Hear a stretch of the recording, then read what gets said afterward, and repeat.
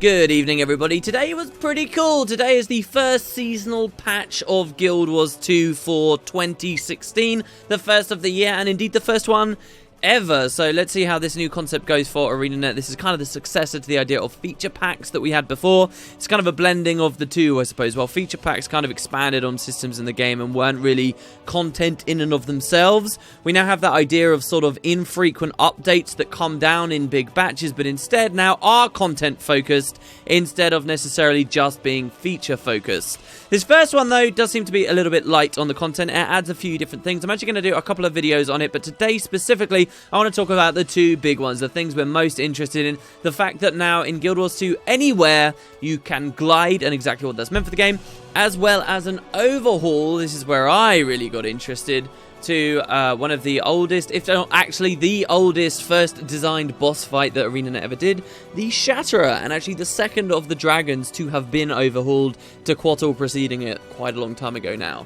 So first let's have a look at gliding. Gliding is something that I've definitely quite openly aired criticisms about coming to Tyria, the worries that it might break a lot of things, but most importantly the way it will change the flow and experience of all the maps for players basically forever, as there's no really decent toggle and all masteries are account bound. Now that it's in the game, I've got to say I've had a lot of fun. That extra degree of freedom kind of counterbalances and outweighs any criticism I may have had before the update. There you go, I'll come out and say I've had a lot of fun. I've gone to a lot of different maps that I haven't been to for ages, purely so that I can glide. You know, like you'd go to a snowy Shiver Peak map and get that experience of gliding from a very, very high height. It just so happens today as well, not only did the seasonal patch come out, but also I got a new monitor, so I'm finally playing this game at 1440p, and combining that with the huge vistas you can get and views that are afforded to you by gliding was a real treat today. I even uploaded a dedicated video on one of my other channels of gliding down the volcano in Mount Maelstrom. Now that gliding's actually in the main game, this, which was once just like a big drop that people would fall down, now you can savor a little bit longer and slowly fall down into that boss area and look at all the detail on the lava. It's really been a lot of fun. So gliding's been cool, but what is it actually meant for the game? Not very much, really. There's the odd no-fly zone. More maps than I expected have been updated with invisible walls and barriers around them. So Arenanet actually went over the amount of effort than I thought they were going to put in. I thought it was just going to be incredibly simple at all times to break out of maps, but they did safeguard against some things. But aside from that, it really doesn't change very much, right? Like, all the events are the same, all the personal story stuff's the same. In fact, it doesn't even affect personal story or dungeons. It literally just gives you that extra level of exploration after you've hit your first 80 and after you've been into the expansion area. And there's no specific gliding interaction with the Lunar New Year, which is a festival that just released today. We'll talk more about it in another video. It's just movement enhanced. It's similar to when you go to a different MMO or different game for long enough, you come back to Guild Wars 2 and then you realize you can't sprint in Guild Wars 2, or you go to a different game and you realize you can't dodge roll in a different game. And you know, for me it was like if I spent a lot of time in the expansion areas before now, you go back to Tyria, and even if you weren't plummeting to your death all the time, you'd be holding space at the height of jumps, expecting to glide, and then you just wouldn't. It would feel somehow off. And that's been addressed, that's been resolved, and hopefully we can see some cool stuff come out of it. Of course, as you guys should have seen at the start of the video, they did add a couple of jump pads too. I'm not sure how many there are on the new maps, but it's a nice little perk. And the most important of these, of course, not forgetting the ones at Quattle, for what it's worth, which you can now glide at the top of, kind of an interesting thought, but are the ones they've added to the Shatterer. And these are specifically designed to not only allow you to glide during the fight, but also will give you special glider only skills, just like we see in some of the Maguma jungle events. That's kind of the big perk and the hallmark, the cool, interesting new thing going on with the Shatterer. But there is some more to say as well that I'd kind of like to get to. So first of all, this is not a hardcore, insane, stupidly difficult battle. I don't know how some of us in the community had that in our heads after Arenanet's fairly explicit comments that no, this was not about difficulty, this was just about making it a little bit more complicated than standing directly in front of the Shatterer. They actually put out a really funny image earlier on dragonmatch.com, and as you guys can see here, the Shatterer has a personal up and is kind of talking about how they're trying to move on and they're going to stop ignoring problems just because they're not directly in front of him, and a lot of other cool things like hot singles nearby. All this said though, This doesn't mean he's going to be really difficult. That was pretty obvious from me. I did express it in videos very quickly as soon as it came from Arenanet that they were just making it a bit more complicated. That if you're going into this expecting a huge Tequatl style or Triple Trouble style event, you're going to be disappointed. My old guild, I believe, immediately ran the new Shatterer, got everyone together specifically to fight him, and of course face rolled him. If you put any modicum of actual effort and you can organize a huge group of people to put in that actual effort, of course you're going to see that you shred through this guy, even as it sounded, with a fair amount of stacking still involved too, which is kind of interesting. But so what does it mean for us as regular players, as pugs, as people who are just going in there? It basically means there's a more involved fight. This is no longer go off and make mashed potatoes or a cup of tea or whatever you'd like to do.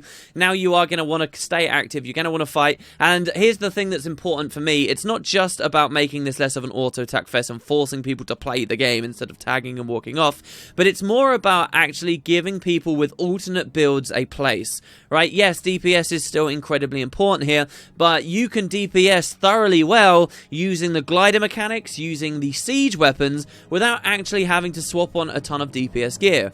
And there's actually enough CC as a part of this new battle and healing and Condi cleanse required that you can comfortably play like a CC kind of character or a healing support character too. So there's actually more places for those roles, and that's exactly what Heart of Thorns was setting out to change. That's what's important about this change to the Shatterer. Not that it's incredibly difficult, but because it's more open for more playstyles. So let's talk a little more specifically about what exactly we're seeing has changed and what's going on in screen. So the break bars, since we've already mentioned them, yes, there are break bars. I think your most average base level look at the new encounter, you're going to see that there are break bars there, and you're going to think that that's all changed. This is just some lazy way of Arenanet adding difficulty. Again, it's more for the variety. It's more so that you start assessing different skills that are on your bar.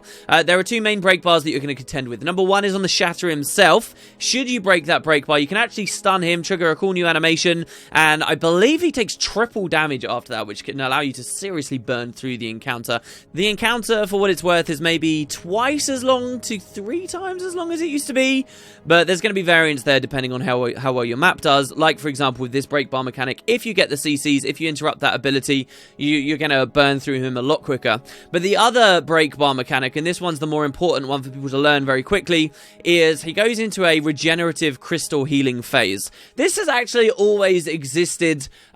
People are saying, oh, they've added a totally new phase. No, it was always there. The Shatterer will crouch down and heal himself up while these crystals protect him. It's just the healing has never been high enough to be noticed. Now you will notice it, and you'll want to break those crystals quickly. And how do you break the crystals? Not through regular damage necessarily, but through break bars. The crystals are killed with regular damage, but they've got like barely any health. So you break the break bar and then they basically instantly die. The break bar is kind of like armor for them. So you need lots of CCs to shred through those. Actually, on my first Shatterer attempt since the patch came out today, the players that I was with, on the one specific crystal I was with at least, were just DPSing. Come on, man. Like, people come out sarcastically, oh, Arenanet just had break bars instead of real difficulty. This is their answer. Which is, of course, stupid and wasn't their aim in the first place to only add difficulty through break bars. But the hilarious thing is, Zergs in general seem to really not comprehend that this break bar means their regular abilities are doing no damage. They just continue with regular rotations.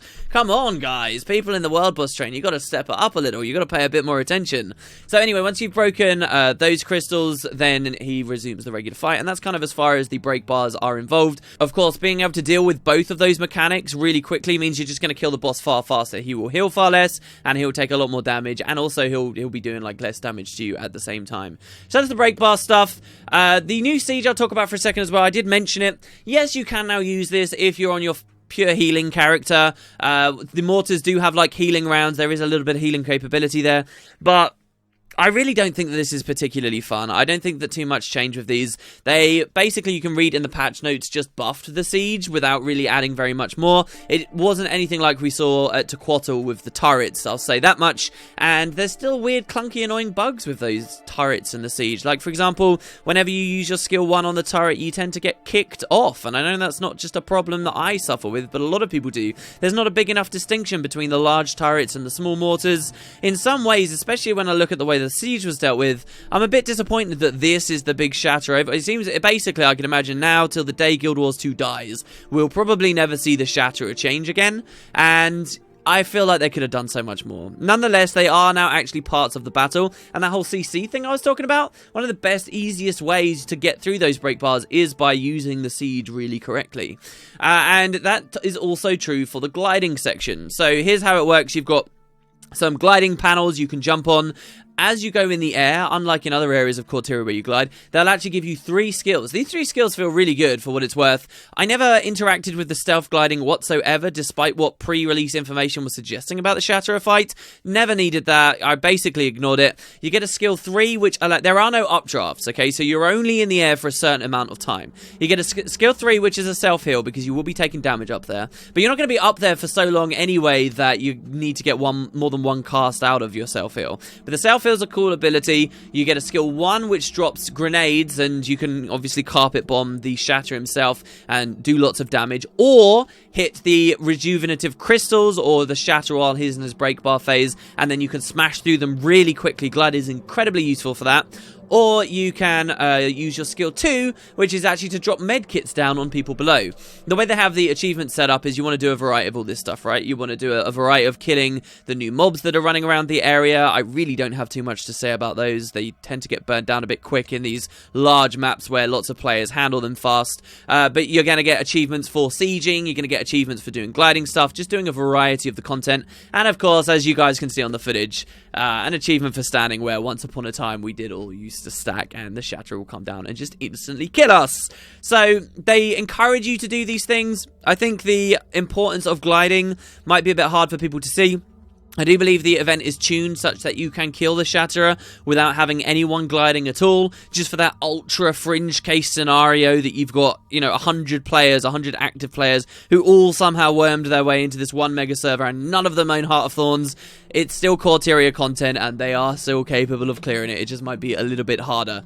And that's pretty much it. I do think they could have pushed things in a bit of a more interesting direction. So for example, the jump pads that give you your 3 skills, I think it would have been kind of interesting if like the left-hand jump pads you used gave you the carpet bomb skill, while if you went on the right-hand side ones, you'd become like a medic bomber instead, and they were distinct different choices you'd make instead of getting all the skills at once.